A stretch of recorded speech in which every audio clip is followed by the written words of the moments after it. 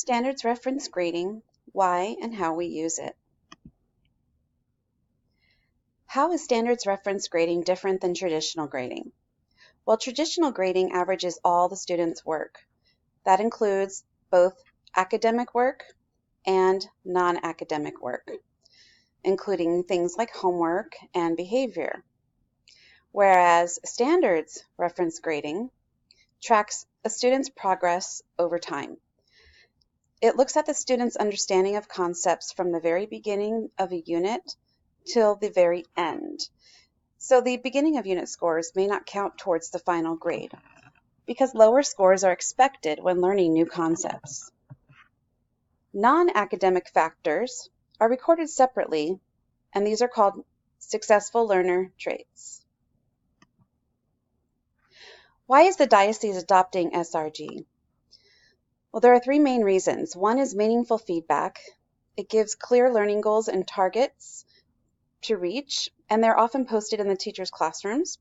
This gives teachers and students the understanding of where they are on the learning progression scale, and teachers can easily give feedback to the students as to the goals they have reached and maybe the areas where they need to work a little harder or the teachers need to give a little extra support.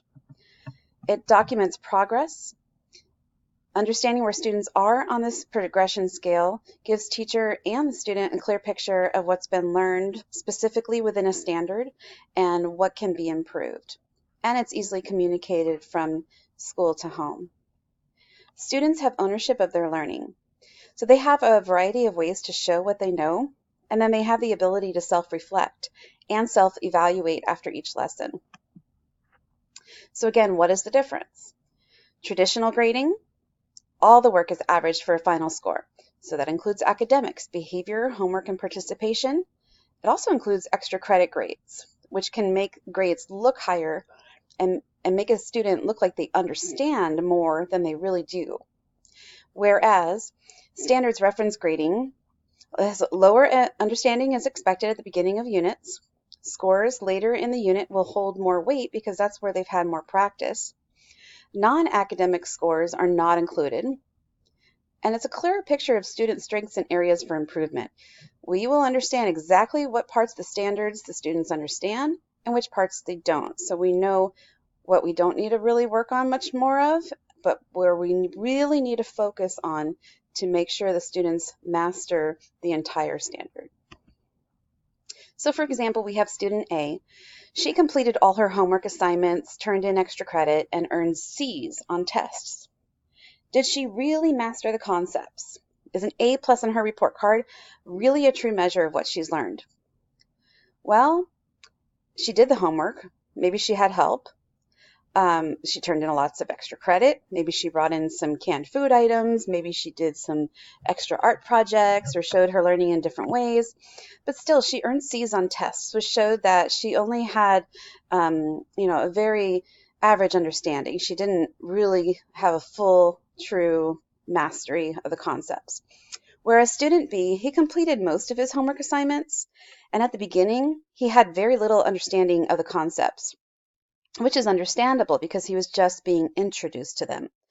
But by the end of the trimester, he showed understanding of the concepts in a variety of ways. So did he master the concepts? Yes, he did. Even though he had little understanding at the beginning, he showed growth and progress and ultimately mastered the understanding of the standards and was able to prove that in a variety of ways. Here's an example of a standards reference report card. This is a third grade example, and you can see the academic grades are on the left side in the middle, with successful learner traits being the non-academic grades on the right side. This is a trimester report card. You can see that there are some grades filled in for the first trimester. Anything that is grayed out means the teacher did not assess that skill or even present those skills during the first trimester. And ultimately, what we're looking for in trimester 2 is growth, continuing on to trimester 3. We're always looking for growth. Zooming in on language. Language has 3 strands or 3 sections. demonstrating command of the conventions of standard English, acquiring and using grade-appropriate vocabulary and phrases, and applying a knowledge of language to understand how it functions. So each of these three language sections have very many standards underneath each of them. So it is possible for student scores to regress or go backwards if the student had better understanding of the standards within each of these sections introduced earlier in the school year. But always feel free to contact the teacher for clarification when questions and concerns like these arise. Here is a picture of the learning progression scale. Ultimately, we're striving for the green. That's the mastery level of a grade level standard. That's our target goal. But we're going to expect to see most grades in the red box. This is going to be common for the first half of a trimester or the first half of a year, depending on how long the standard is being focused on. And I want you to note that the numbers are just levels within the progression scale. They are not points. So SRG requires a mindset shift. Instead of striving for 8s, we are now striving for mastery. We are looking for progress over time. So if a child starts off with an IP in a standard, we're hoping next time we're going to see a P and then ultimately an M. Will every student master every standard? Probably not. That would be equivalent to seeing A's on all the report cards. So we're just looking for growth over time. Important things to note. Log in to SchoolSpeak often. Discuss the progress with your student often. Discuss teacher feedback with your student as soon as possible, whether the feedback is on assignments or within SchoolSpeak. Students are not expected to fully master a standard after one lesson. So don't be concerned when work comes home and it shows that the student is going towards mastering the standard or making progress. That is a good thing. They are making progress towards mastering the standard. SchoolSpeak. This is an example of how it shows standards and the progress. When you go to the quick link side where you can click under progress report, you can choose one of the areas or subject areas.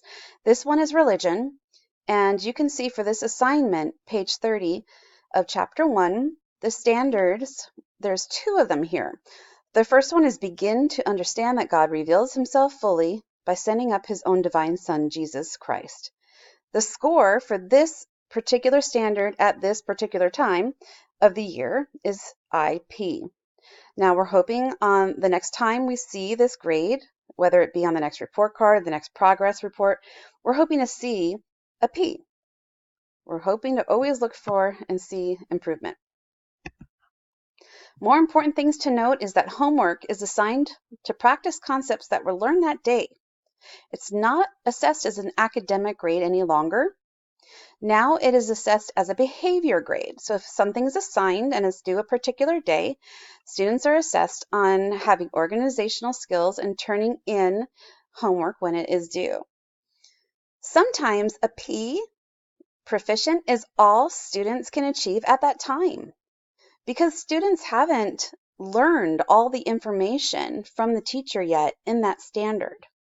For example, down in the box it says Social Studies 1.1.2. This standard is understand the elements of fair play and good sportsmanship, respect for the rights and opinions of others, and respect for rules by which we live, including the meaning of the Golden Rule. Well, students can master everything the teacher taught within this standard, but if the teacher hasn't taught the Golden Rule yet, students cannot fully master the standard unless they had prior knowledge.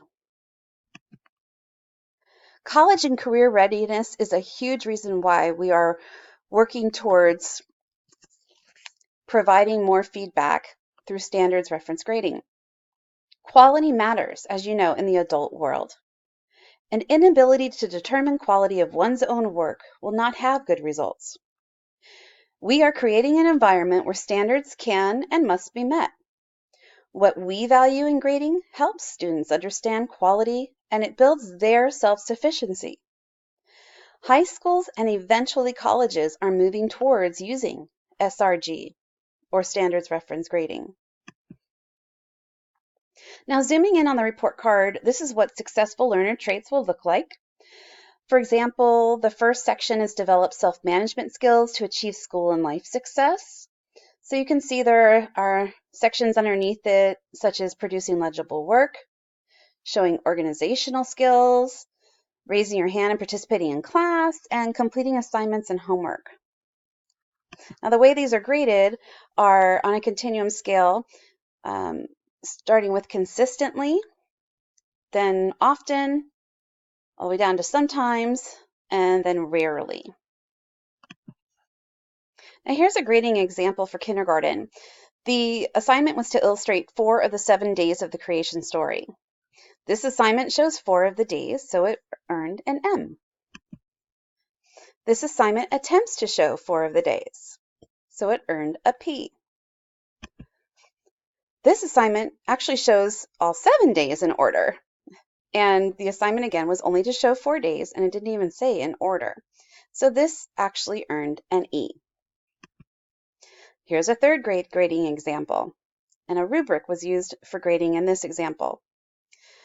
If they earned 6 points, it was an M, 5 points a P+, and so forth right over here.